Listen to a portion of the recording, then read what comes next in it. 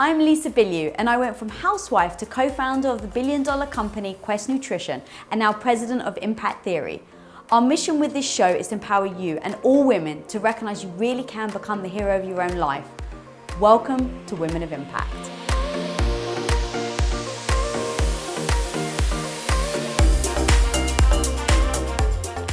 Like tectonic plates colliding to cause an earthquake, these two women coming together is, in my opinion, absolutely groundbreaking. Now, individually, these women are already trailblazers in the female empowerment space. Amy Stanton went from the first ever Chief Marketing Officer for Martha Stewart Living Omnimedia to founder and CEO of Stanton Company, a marketing and PR agency which primarily focuses on brands built by women. Her belief in the power of philosophy-driven brands has led her to represent an incredible lineup of exceptional female athletes and lifestyle experts in the health and wellness space, ranging from hockey players to snowboarders to yoga instructors.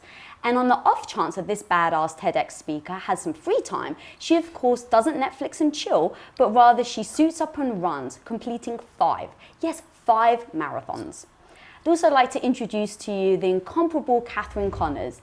As head of content for Disney Interactive's Women and Family, Catherine's contribution grew its platform to become the #1 digital media network, reaching an unfathomable amount of women and families worldwide. But despite the success, she struggled to reconcile between the femininity of princesses and the fierceness of girl power. So she parted ways and co-founded Maverick, a creative network that reminds girls and young women that they have the power. Not hanging up her cape there though, she went on to write the smash hit Her Bad Mother, where she talked the no BS approach to navigating motherhood and womanhood. This raw account garnered the attention of the New York Times, the Washington Post, as well as CNN and ABC, just to name a few. Oh, and did I mention that in between all of this, she snorkeled in the Caribbean, walked on a catwalk, escaped a burning house, and found herself on a hijacked plane. Eat your heart out, Wonder Woman. Yes, it's no surprise that these two women coming together to write this book is like holding a match to a gas leak. It's explosive in ideas and burns all preconceived notions and stereotypes of femininity. So please, help me in welcoming the authors of The Feminine Revolution, 21 Ways to Ignite the Power of Your Femininity for a Brighter Life and Better World, Amy Stanton and Catherine Connors. Good morning, gals. Good morning. How are you doing? Great after that introduction. I am so blown away by the book, and I want to start with being emotional. So the reason why I want to start there is because that's the one thing that my entire life I've always been, hide your emotions, Lisa. Don't cry in public. Don't use your emotions to persuade people. Don't use your emotions to win an argument. Like, I was always very paranoid about that, especially with my husband. And I open your book and your first thing is be emotional. Talk to me about how that started and what you mean by that.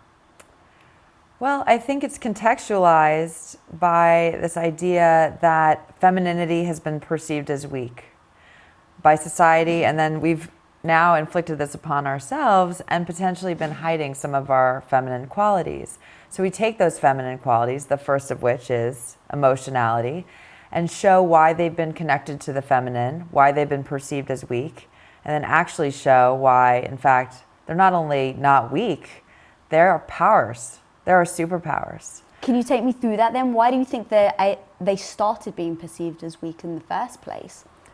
They've always been. But the primary thing that's at the core of that is that if a trait, if a value, if a characteristic, a behavior gets associated with women, then just by that connection starts to have this effect of, well, if women do it, it's less than. Part of this has just been the breakdown of our societies over time, right? Women have been in the private sphere, men have been in the public sphere. Male strength has been associated with very public activity, with leadership, with, dominance and ambition, whereas feminine characteristics have been associated with nurture and caregiving and, tending to the hearth. The household, for example, or child rearing, that historically, this is something that not just men do, but we have as a culture separated from powers. So there's something that's just in the word that we immediately jump to dominance, aggression, masculine forms of leadership, the rogue male, the superhero. And because we associate power with just that particular picture, it's very hard to step back from it and say, well, there are other ways of being powerful, right? If you define power as influence, if you define power as an ability to pursue your own fulfillment or others' fulfillment, to pursue a good, a common good or a personal good, then it starts to expand the landscape. But we've historically, and this is across cultures and for millennia, looked at power in a very particular way, and it's a masculine one. Historically, leaders in the workplace were men. So as women, we felt that we needed to take on more masculine characteristics in order to thrive in a man's world.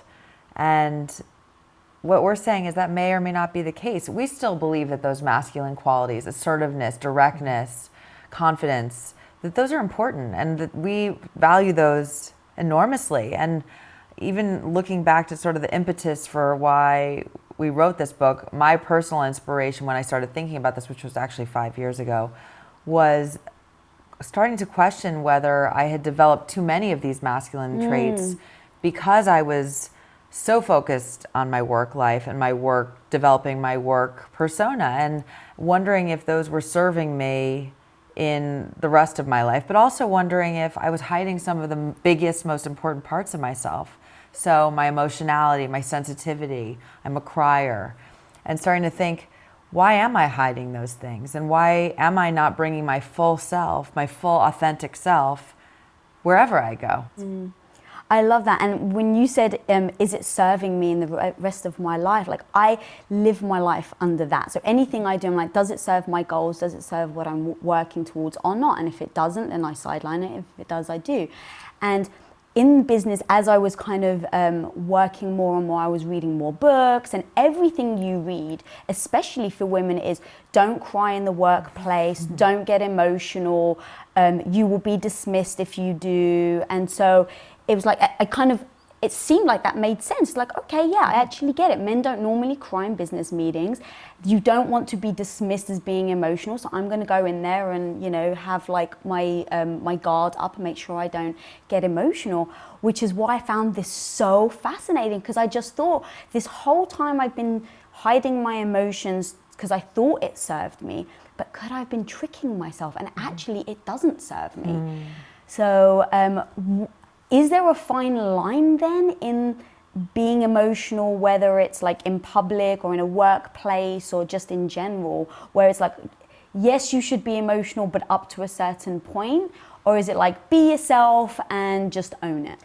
I think in the first instance, the question is, how does one even think about emotionality? So the first thing we want to do is unpack what being emotional even means, because we live in a culture, and this is a long-standing and cross-cultural thing, where emotionality is considered a weakness, that it's that it's in conflict with rationality, with good judgment, the whole idea of female hysteria, that we have this baggage around emotions that we're arguing we need to unpack. So step back and say, okay, is it a problem to be emotional? Arguably, no. To your question, is there a limit to it? Sure, there's a balance, there needs to be a balance in everything, but it is to challenge the idea that there's something problematic about emotionality and that our emotions are a problem for us, whether it's in business, politics, and relationships or the home, and push ourselves to say, can I benefit, and can we as a culture and a community benefit by being more authentic in our emotions, being more willing to express and share and connect around our emotions? Obviously being attentive to a context, right? And to being mindful, of how things are going to be received, but starting from the point of, why shouldn't I own my feelings? Why shouldn't I embrace them and think about them and bring them to the table and say, this bothers me, or this is pushing a button, that I want to address or deal with, and open up different kinds of conversation about what's going to be effective and what's not going to be effective on the assumption that there is nothing wrong with emotions. And in fact, when you put emotions on the table along with reason and other qualities, then you've just got a much bigger toolbox to play with. And one of the things she mentioned, which we think is extremely important, is authenticity. So we see this whole process of exploring our femininity and then bringing it forth as another way of getting at how do you live your most authentic life? Because if there are these parts of us that we've been hiding for whatever reason, either because we believed that they were weak, we believed that others would think they were weak, then we're not showing up as our full selves. And there's no question that there are societal factors that contribute to that, and we need to be aware of them. So to your point, it's not like we're suggesting that we go above and beyond to cry more frequently in the office. But the point is, if you do burst into tears, most likely it's not because you woke up that morning and thought, oh, I hope today I am sobbing to my boss because that'll make a great day. But more likely because you had a moment where you did lose control, and that's human. And instead of beating ourselves up over those human moments, which we do, especially as women, how do you instead use that as a way of connecting more deeply with the person that was across the table from you and saying, I'm getting emotional because I care, because I really am passionate about this work. And I tell a story in the book about, as you can tell, the crying piece is something I'm very passionate about. I tell a story about a couple of bosses that I had while I was running the marketing and PR for New York's Olympic bid. And one was from the finance world and one was from the political landscape. And they were super direct, very assertive. They just tell it how it is. And so they were used to that kind of environment and probably used to working with more men, frankly. And being the crier that I am, I brought a whole new dimension to that environment. And I definitely burst into tears multiple times in our years working together, sometimes out of exhaustion, sometimes out of frustration. But what was interesting is instead of getting to a place where they were so uncomfortable that it changed the dynamic in our relationship, if anything, I actually think it brought us closer. I think about all the times growing up in the workplace where people have said, Amy, stop being so sensitive, or you need to toughen up. It causes us to create this shell, this toughness, which I'm just not sure in the end serves us. I mean, sure, we could all be a little tougher and understand how to be strong and powerful in the workplace, but here's a new way at it. Because if you look at your emotionality, just to use that specifically, that's why you're able to connect with people. That's why you understand people to the degree that you do. It's why people understand you, see who you really are. So why would we want to hide such an important part of ourselves? Yeah. And I love that, but what happens when you're in an environment where the person that you're crying to or in that same room doesn't agree with you and absolutely thinks that your emotions is dampening the situation or clouding the situation? What do you do if someone's still just like, this crazy woman, like she just keeps crying? Like, what do you do in those situations? I think the most important thing in situations like that is to be in your own power around your emotion, right? So the first thing is to be able to get to a place where you're not ashamed of it, right? How do you get there then? Well, that's the personal work, right? And part of that is the work of unpacking, why do we think of crying in the terms that we do, or emotionality? Why do we think it's weak, right? When this is a cornerstone of human connection and the human experience, why have we decided it's weak? So the objective isn't to be in the boardroom necessarily to be able to say, I'm going to cry freely and you all are just going to deal with it, right? But it's to get each of us to a place where we can, in a moment where we're emotional, acknowledge the feelings, right? Have the feelings, not be ashamed of the feelings, and use our judgment about how we're going to proceed. It might be, you know what, I'm going to excuse myself because I'm having an emotional reaction, or I can feel myself getting emotional. I don't want anyone to be uncomfortable, so I'm going to remove myself. It might be I'm emotional right now and deal with it, right? That this is the reaction that I'm having, and it's a valid one depending on the context. But I think the very first step just needs to be for us to forgive ourselves in the softest way, but then also to say, this is me being human, right? This is me being me, and it's real, and what can I learn from it, and what are my emotions telling me? Why am I feeling pulled to express myself in this way, and how can I use it, rather than immediately go, oh shit, oh shit, oh shit, oh shit, right? That it's a problem, and try to bury it. Because to Amy's point, in the burying it, we're constructing all sorts of armor, and pushing all these very natural, laudable human qualities down that, frankly, I think we need way more of in our society. We need to be more emotionally connected. We need to be more compassionate. By the way, I think once you come to terms with the fact that it's okay to cry, you're not going to cry as much. Oh, that's interesting. Because of all this angst around the emotions that we're trying to hide, it's creating more problems, And not to mention that we actually identify a number of health benefits to crying. So really? It's actually really good for you. Oh, tell me about the health benefits. It's physiologically powerful. It's a release. Like a valve. It's a valve, right? So the reason human beings cry is because it is a release valve. It's not a superfluous biological impulse that we have. Yeah. It's a release valve. So it does, our emotional, mental, and physical well-being, gets attached to our ability to actually experience our emotions and express our emotions and to have the physical outputs of our emotions. But I think Amy's point is really important, that part of, and crying's the best example of this, where when we frame something negatively, we're more easily derailed by it. Right? That's so because interesting. we frame it as bad. So it's like, I can't get emotional. If I get emotional, then, I'm going to be seen this way or that way. But then you get emotional about being emotional, right? You get more sensitive about crying because you're fearful about crying. Yeah. And it's in part because we've taken those characteristics and those behaviors and decided collectively for some reason, that they're problematic. But I think that as long as we're stuck in this rut of this is bad, this is bad, this is bad, this is weak, we're always going to be derailed by it.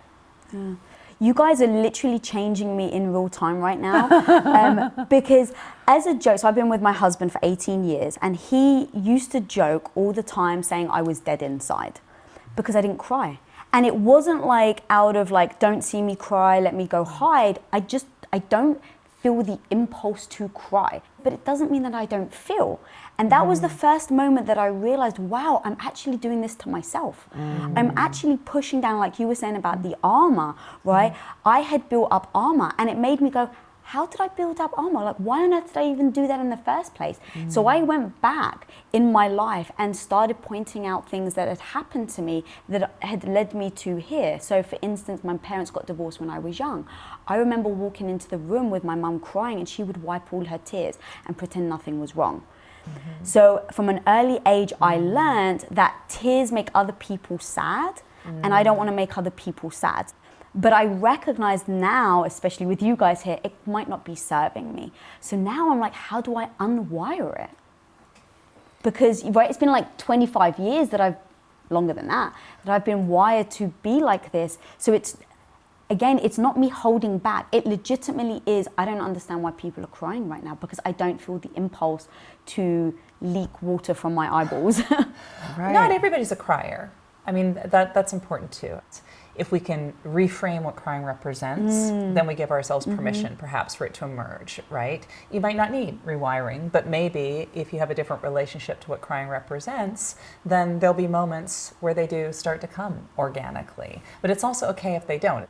We're not saying that every woman or every female identifying human being should embrace all of these things. There's going to be a little bit from column A and column B. For many women. For some women, it's going to be this, yes. No, not so much. And that's fine, because there's no one size fits all femininity. The idea is to do what you're doing and to say, oh, well, if I thought about this differently, would I be different? Would it be different?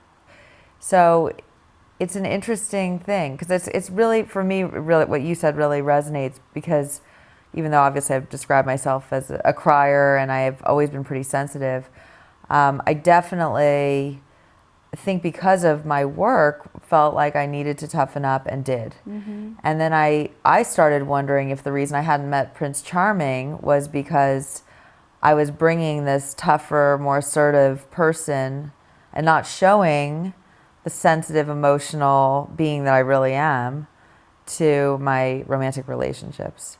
And so that really was the impetus for this whole thing, was this question of how much of myself am I bringing forward, and why? It's definitely shifted the way I think about it on a daily basis. And throughout the process of writing the book, there were a number of moments where we hit walls. And so I would think to myself, what is the feminine approach here? How do I bring grace to the situation? So instead of being tough and strong and all of this, my normal reaction, sort of impulse, fight or flight response, how do I bring a softer, more graceful Amy to this conversation or this email exchange or even how I'm feeling in here? Because the truth is, all of that is what matters. So it's really a practice, you know? First it's the awareness and paying close attention to it and starting to study it, but then truly putting it into practice on a daily basis and realizing that it's big things, big conversations, big moments, and it's little subtle moments and ways that you communicate in a simple email about nothing, you know? In hindsight, things become much clearer. How do you start implementing that on a daily basis? Like, what is the actual thing? Do you sit there, like, every time you write an email and say, am I being nice? Like, am I showing my true self? Like, what are those things that you actually do to start putting that into your life? Well, one of the things we were excited about is the tools that we included at the end of each chapter. So, for example, if there are specific qualities that you might identify as needing work, so let's just say hypothetically you want to work on your sensitivity, then we give specific ideas, including spend more time in nature, like really activate your senses, you know? That's just a very specific and maybe obvious one, but things that allow you to really tap into these other parts of yourself. I was speaking with someone yesterday, doing a podcast actually, and at the very beginning of the podcast, we did some intention setting. She's a yogi. So we closed our eyes, and this was not being videoed, it was a audio, but closed our eyes, but we were on Skype so I could see her, and then breathed together. And I was thinking, wow, this is really a sign of the times, you know? We're podcasting, we're breathing, we're doing it all. But I realized just even the practice of just taking a moment, which we all know is valuable in all circumstances, went such a long way. So I think a lot of the practices that we include, the tools, are about that are opportunities to really create more awareness consistently, and it helps. That's what I love so much about the book. Like, it didn't just address issues. It gives a kind of breakdown on how you overcome them or how you use them to your advantage. And I'm such a fan of like tactical steps. Like, how do I actually do this? Because you can motivate me. Like, I could read the book and feel really empowered, but what am I going to be like the next day? Right, that emotion has left me. So now how do I actually better my life? And your guys' book, like every chapter breaks it down on like, this is how you do it. And next one I want to talk to you guys about is the power of owning your sexuality. So talk to me a little about that. How did that come up? And then what are your thoughts on it? Well, you can't write a book about femininity without addressing feminine sexuality. And female sexuality is super fraught territory. It always has been. It goes all the way back to the Christian origin story, Judeo-Christian origin story of Adam and Eve, right? It's like we have been problematizing female sexuality from day one. So you have to tackle it. And you have to tackle it from the point of view of the contradictions in those particular stereotypes, right? Because there isn't just one stereotype around female sexuality, there are a few of them. There's the stereotype of the slut, right? Of the overly confident, sexually confident woman. You know, there's all sorts of folklore about succubi and, you know, female demons that use their sexuality to like trap and destroy men, right? So there's all that, right? And then there are the stereotypes of, you know, the virgin, right? Of the pure female, feminine, almost asexual stereotype that you have to unpack as well. How do we talk about our sexuality, think about our sexuality sexuality in a way that is personally and collectively empowering, knowing that we're living in an age of Me Too and time's up, and it's like, it's dangerous ground, like literally physically dangerous ground, but it's also absolutely crucial for us as women. We can't be whole human beings if we're not fully connected to ourselves as sexual beings, you know, in the way that arguably men have had much more permission to do. I think most women have baggage around it of like, how do you feel confident as a sexual being and feel good about it in a culture that tells you that there's just so much stuff wrong with female sexual confidence. And it's kind of taboo, right? Women to talk Yeah. about very openly about sex and how it makes them feel. We still haven't even broken that ground where it's okay to talk about That's it. true. It's not. I mean, you see it in our popular culture, right? That it is so loaded. It dominates our culture, arguably, right? But we can't talk about it because it is taboo, Yeah. right? The sexually empowered woman is, I mean, you know, basic instinct, right? Right. You know, she's a serial killer, or she gets raped, or like right. bad things happen to her. You know, it's like the horror genre is full of, you know, sexually active women right and left, you know, getting slashed. And we've built up a culture of shame around it. You know, and we do it to each other too. Yeah, you that's think about my female point. criticism of the Kardashians, for example, or, you know, pick your, you know, physically confident woman of the day, and we go after each other around it. That's such an important point. As we were doing interviews, Jennifer Gray was one of the people that we interviewed, and she specifically talked about the fact that the biggest issue is that women are labeling each other. Yeah. But then there's also just the practical day-to-day, and how are we exuding our sexual power? And I was amazed by how many women are so conscious one way or the other of what they wear in their work environments. And these are women that work with more men. For most women that are working in a bigger, more corporate environment, it's a real day-to-day challenge. And one of the women interviewed in the book talks about how she rarely would wear anything other than pants and a blouse and a blazer because she doesn't want the fact that she's a woman to be a part of this, that she wants to go into every meeting essentially as an equal, and that the way she dresses is a part of it. Another woman quoted in the book talks about quite the opposite, that she knows that actually the way she dresses, and she's on television, really does make an impact in terms of her effectiveness, and she wants to be able to express that part of her. And so it's really interesting. I think another element that complicates it for women is that when we talk about sexuality with women and girls, we're usually talking pretty specifically about sex, right? You know, whereas for men, the whole idea of sexual charisma doesn't necessarily correlate to how many people have you slept with. It's a, you know, it's a power, right? So men have always had culturally permission to think about themselves as sexual beings in ways that don't necessarily, I mean, they obviously do, you know, unfortunately in some problematic ways, but that lend themselves to looking at themselves as physical beings whose sexuality is part of their physicality, right? And to be charismatic, you know, in that regard.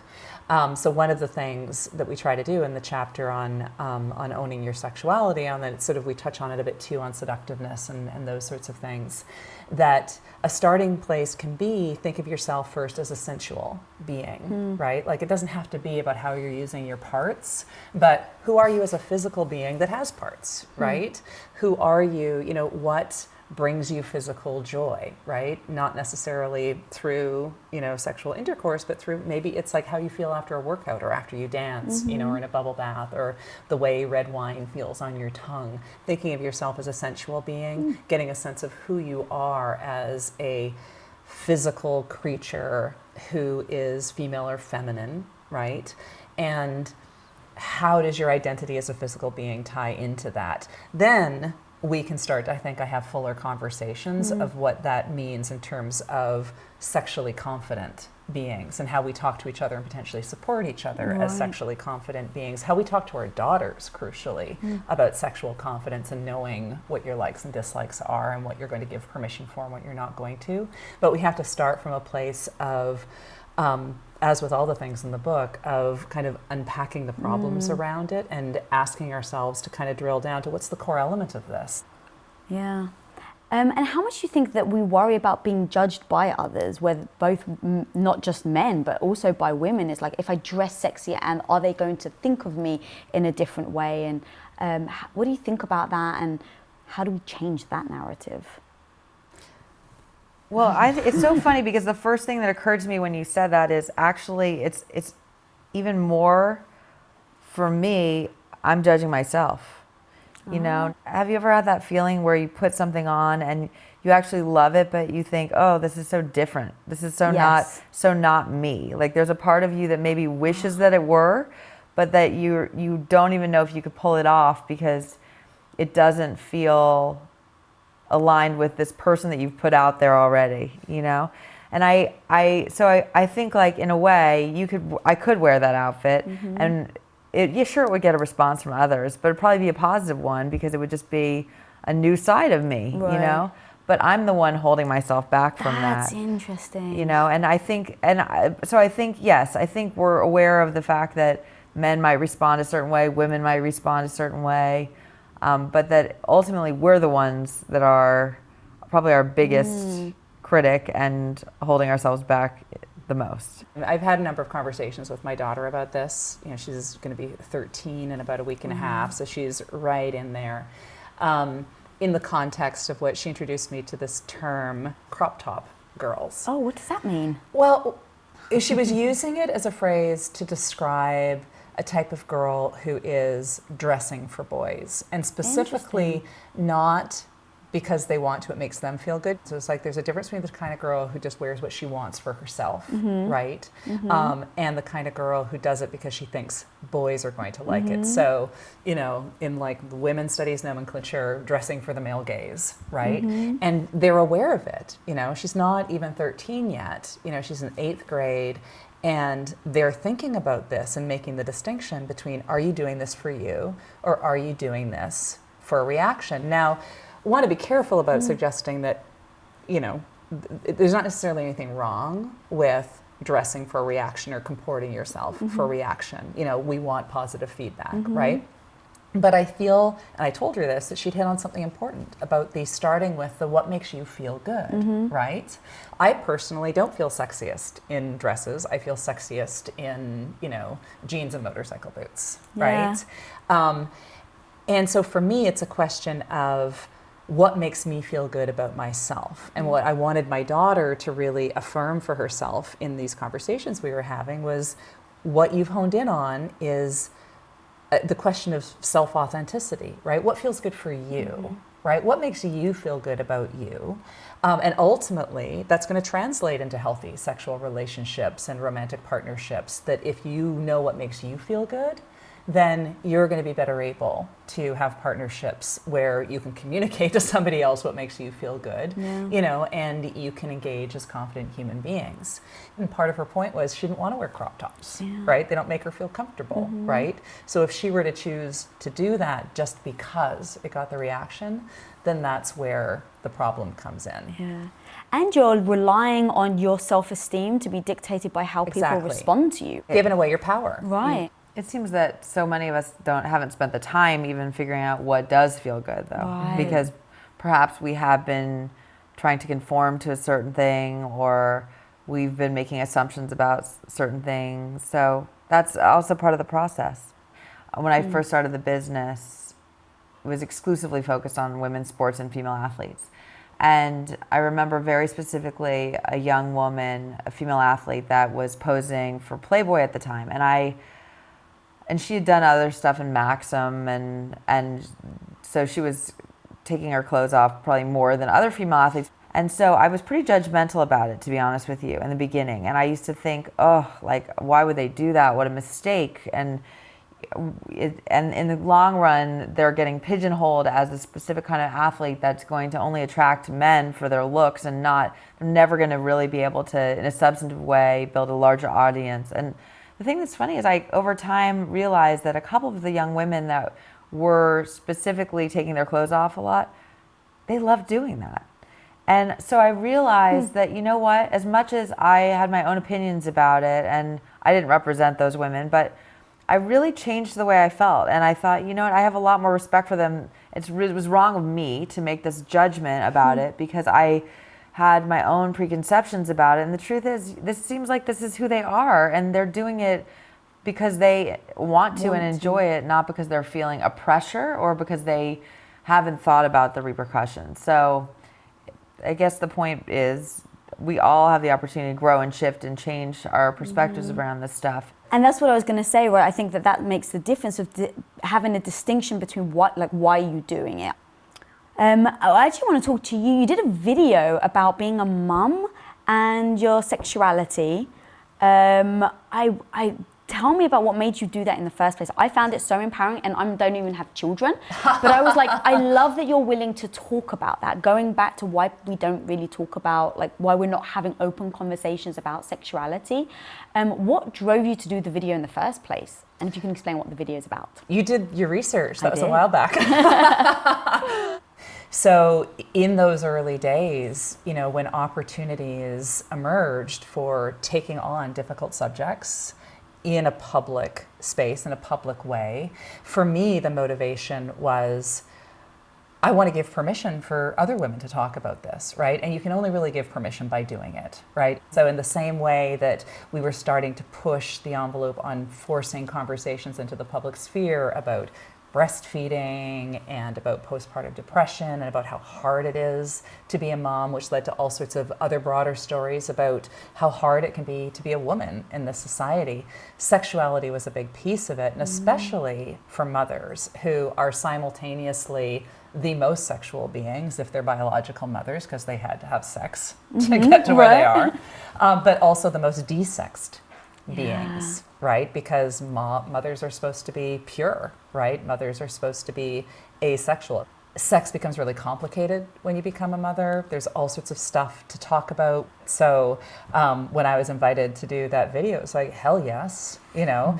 I was really uncomfortable doing it, frankly, because, you know, I'm as indoctrinated in all the taboos about what we talk about, but it just felt like it was a really important conversation to be unafraid to have and to encourage other women to have. Yeah, that was so incredible because I think that, like you said, people perceive, and like I said, I don't have children, but from my side, it is absolutely perceive mothers as being like they're nurturers now. You're not, it's almost one or the other. Are you a sexual being or are you a nurturer? I personally have had to go through a transition of, I went from being a housewife to building $1 billion company with my husband, and I had to do a major transition for myself with, my identity was I was a nurturer, and now I've gone into like, I have to be a boss, I have to be a leader, I have to be a business partner, and so there has to be this shift in me, so I can't nurture anymore. And then I realized over years, it's like, that's so crazy. Why on earth can I not be both? Why can't I be strong, independent, an entrepreneur, and then super nurturing and mushy, and you know, all the sexual and all these other things? Which leads me to the fact about storytelling. I know that you guys really love storytelling, and I think it's a very powerful tool to empower women. But obviously with things like Disney, you know, they have one type of story like Cinderella where the person's coming to save you. So how do you guys think that we start to change that narrative of the female being the damsel in distress, to the fact that they can be independent but still be mushy and want a Prince Charming? Well, one thing I will say, and obviously Catherine is the expert on all things princesses and fairy tales. One of the reasons we were really excited to share stories from so many women in all walks of life, you know, all ages, all different types of professions, just amazing, amazing, powerful women, each had something totally unique to express. That's what we need to see more of. You know, these different versions of femininity, different versions of women thriving, different versions of women facing challenges. And the more of that we have insight into, the more we can actually start to access those parts within ourselves. So I think that in terms of the broader opportunity for storytelling, sure, there's the big sort of public stuff that we're looking at in the movies, and how do you see different versions of love and relationships and romance and parenthood and family and all these things, and we're seeing more and more of that, which I think is an incredible gift. And then how do we bring some stories that may not be out for the public eye to the forefront so that those can be shared? And that's really always been my passion, is helping build more positive female role models and elevate them, helping them build their platform and sharing their stories, because I think that's how we all grow. Mm-hmm. And how important do you think it is for your own personal story, like the story you tell yourself about yourself? It's crucial. As we were discussing earlier, human beings are storytelling animals, right? It's like we are unique among creatures in that we make meaning through stories. It is the thing that literally makes us human. And so whether that is telling a public story or telling one's own story, there's a reason why the word authority and author have the same root. Wow, that right? never dawned on me. Authority, being author of one's own story, is to literally and figuratively have authority over a narrative, right? The author is the shaper of a narrative. It's very, very powerful. That's why it's powerful, because it's a kind of control. It's the power to create worlds, to create ideas, to make meaning. It's powerful because in the telling of one's story, one gains more power. One is literally and figuratively becoming an author and gaining one's authority. Mm-hmm. So it's everything for us. It's absolutely everything for us.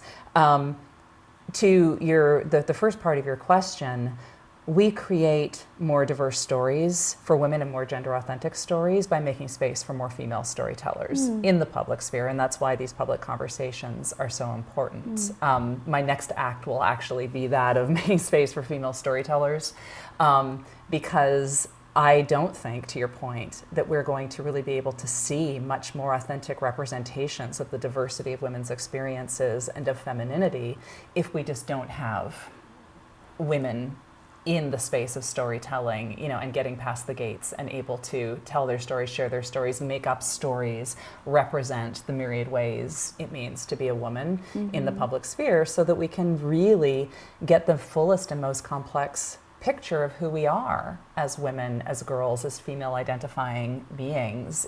Men have had, and there are all sorts of ways that masculinity imposes constraints, but they've had the full landscape of complexity in male characters, to the extent that we just take it as an assumption that this demonstration of power, this characterization of strength is masculine because it's the default. It's not even gendered. It's just we consider human behavior to be masculine behavior.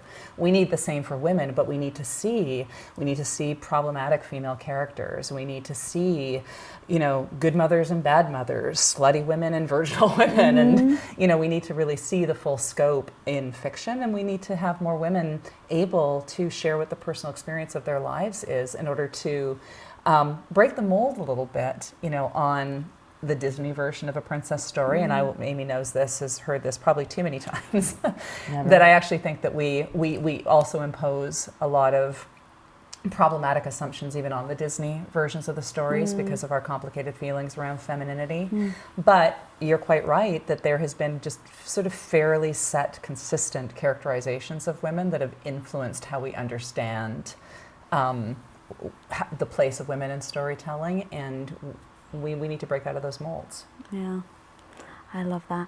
There's one more that I have to touch on. I know we're completely out of time. This is just purely selfish for my own sake. There's a chapter called Vulnerability, and then there's another chapter called Take Control.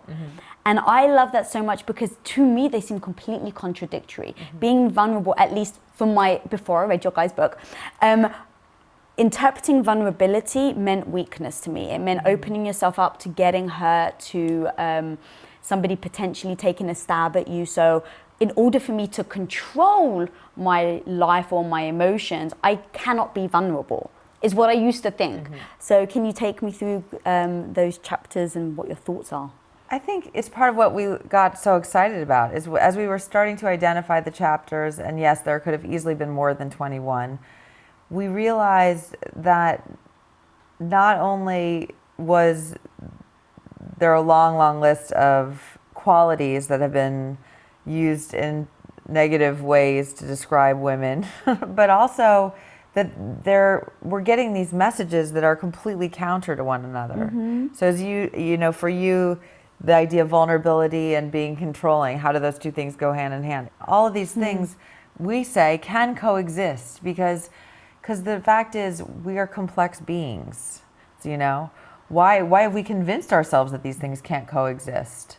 You know, why I just because I was controlling in one moment of the day, and I'd say in a good way, and doesn't mean I can't an hour later be totally agreeable and easygoing and flexible, and that's a great thing because that was the right thing to do in that moment. We're vast and contain multitudes, right? We can be complex creatures. We often think of vulnerability to a point that you've raised a few times. We associate it with being in need, right? Being weak, being a damsel in distress, in need of rescue or saving. When in fact, vulnerability is an emotional state and acknowledgement of weaknesses. And weaknesses aren't necessarily bad things. They're just recognitions of gaps or of places where we do need support. And asking for support, asking for help, you know, in our areas of vulnerability is a powerful point of human connection. The poet Rainer Maria Rilke once said that we should look at the things that we consider to be dragons and ask whether they're not the parts of ourselves that are in need of saving by us, right? So when we look at our vulnerabilities and ask, where are these coming from? What are they? Being really, I think, ruthlessly honest with ourselves about what they are and not being afraid of them, being willing to look at the dragons and say, how am I going to self-rescue with these? Or where am I going to ask for help? Because it's fine to ask for help. It's fine to want somebody to come galloping in on a horse and say, I've got you right now. It doesn't mean that that's all you are. It means that you're human and you can't do it all yourself. And so you can be, to Amy's point, that vulnerable being who knows her vulnerabilities and who interrogates her vulnerabilities and looks for opportunities of strength in her vulnerabilities, while also owning those moments where she is powerful, where she is controlling, where she can be controlling in a nurturing way. So you can be nurturing and controlling, and you can be vulnerable and strong. And those things not just can coexist, they need to coexist if we're going to be the wonderfully complex beings that we are. I love that so much. All right, guys, sadly it's come to an end. Before I ask my last question, if you guys can tell us where we can find you online to find all the goodness. Absolutely. So social media, Instagram, Facebook, Twitter, Feminine Revolution Book. And our book website is femininerevolutionbook.com. And we'd love for everyone to order the book and dive in. And we'd love to hear from you because one of the things we're really excited about is the conversations that can be sparked, just like this one, from the conversation around femininity, which has not happened. So we want to hear when people agree with us and when they don't. And we want to hear all the feminine qualities that need to be explored as we move forward. Read the book and then tell us your feminine story. Share it with other women, you know, encourage other women and girls and men and boys, right? To ask, you know, where femininity fits into their lives and what part does it play in their story. And I think that's so important, not just focusing on this is a book for women, this is a book for everybody. Absolutely. 100%. All right, and the last question is, what is your superpower? I love this question. Mine, I would say, given that, is emotional intelligence and sensitivity, you know, the ability to understand what somebody else's emotional experience is. And it's like being able to read people's minds a little bit when you have a sort of a high emotional intelligence. And so it can be debilitating because you're like, okay, I know that person doesn't like me. But it is really only been in my adulthood that I've been able to, and writing this book, wrap my head and heart around that emotional intelligence as not just another form of intelligence, but a very, very particularly powerful form of intelligence that allows me to navigate the world in some, you know, really effective ways, but then also allows me to be very, very emotionally self-aware and able to do what is sometimes hard, messy work, you know, around emotions, but be okay with it because I recognize it as a power. That's amazing. And what is your superpower? I'd say I have a very strong intuition, and sometimes we talk a lot about intuition in the book, and we all have strong intuition, and I think one of the biggest challenges is that most people aren't listening to their intuition, and or maybe it hasn't been valued in the same way that the hard facts that we can see on paper have been. But as Catherine's saying, sometimes it's a little bit of a blessing and a curse. I can often see things before they happen, good things, challenging things. And sometimes I know the answer to something long before anyone around me sees it, which is super irritating because you just want everyone to get there, but then because of the work I do, I have to really bring people along. So, but in the end, I'd rather know. So it actually is a gift more than anything, and I think extremely useful and powerful in the day-to-day when looking for a parking spot or trying to figure out, just important things like that, So, but in truth, also in the context of relationships and work, I always wanted to start a business, never had any desire to write a book. But about 5 years ago, it just occurred to me that this needed to be done. And I think that was intuition, and if you look at how much the landscape has changed, Right. It's just crazy, really. So hopefully the intuition was right about this. I'm sure it was. It always is. It always is. I think it might be. Well, guys, thank you so much for coming on. Thank you. Guys, the fact that this is called The Feminine Revolution is so spot on. They said they came up with a bunch of titles, but let me tell you, this is going to be a revolution. And the reason why I think that is they are really hammering home the things that we either is too taboo for us to talk about, or we think it has to be one or the other. Being able to say you can be nurturing and extremely sexual, why can't we? Like, I love that. Saying that we can be extremely vulnerable and still yet completely controlling. These are the things that I personally have had to try and overcome throughout my entire life and career. And it has been life-changing. And even this book, when you think that you're there, you read something like this book and you're like, yeah, no, it still knocks down all stereotypes of certain things that I've believed.